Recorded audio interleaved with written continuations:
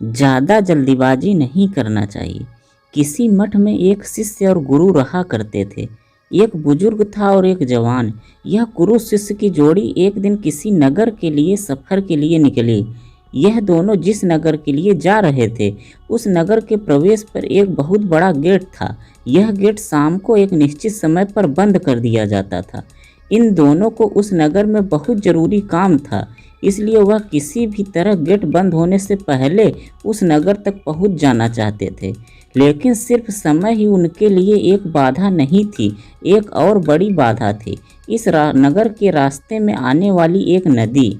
दोनों गुरु शिष्य बड़ी जल्दी में अपने सफ़र को ख़त्म करना चाहते थे।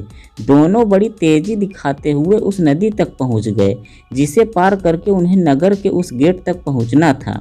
बारिश का मौसम था, इसलिए सामान्य रूप से जितना उस नदी में पानी होता था उससे ज़्यादा था।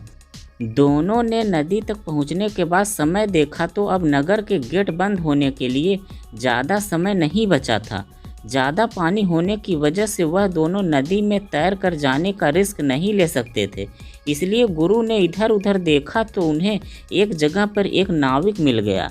गुरु ने नाविक को नदी पार कराने के लिए मना लिया। नाविक के साथ दोनों गुरु और शिष्य नाव में सवार हो गए।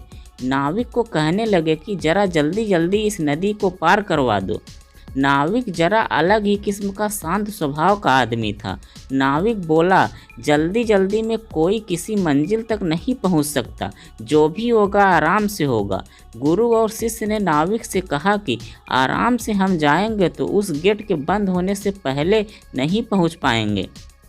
नाविक बोला, आराम से जाओगे तो पहुंच जाओगे, जल्दीबाजी करोगे तो नहीं पहुंच पाओगे। नाविक अपनी गति से बिना उनकी बात सुने उन्हें किनारे तक ले गया। किनारे पर आते ही गुरु और शिष्य ने बहुत जल्दीबाजी दिखाई और वह गेट की तरफ दौड़ने लगे। नदी किनारे से गेट तक का रास्ता बड़ा पथरीला और झाड़ियों वाला था। जल्दीबाजी में बूढ़े गुरु का झाड़ियों में पैर फंसा और वह गिर गया। गिरते ही पत्थर से उसके सिर पर घाव बन गया और काफ़ी खून बहने लगा। शिष्य ने, जो आगे निकल चुका था, वापस आकर अपने गुरु को उठाया और उनका घाव साफ किया। उन्हें बिठाया, तब तक नगर का दरवाज़ा बंद हो गया। अब उन्हें उसी नाविक को मदद के लिए बुलाया और उसकी झोपड़ी में जाकर रात बिताने की व्यवस्था की। जब गुरु को थोड़ा अच्छा महसूस हुआ तब नाविक ने उससे कहा कि आप लोग मुझसे ज़्यादा ज्ञानी हैं, लेकिन मेरे थोड़े से ज्ञान पर जो मैंने किताबें पढ़कर नहीं बल्कि अनुभवों से पाया था, आपने ध्यान नहीं दिया।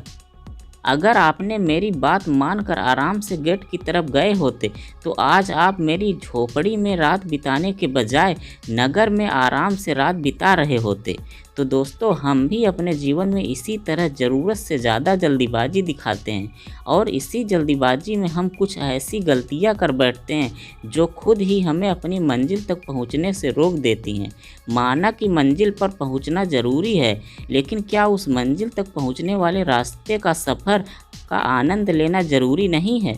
यह कहानी आपको कैसी लगी कमेंट में लिखकर ज़रूर बताइएगा। अगर आप चैनल पर नए हैं तो वीडियो को लाइक और चैनल को सब्सक्राइब ज़रूर करें।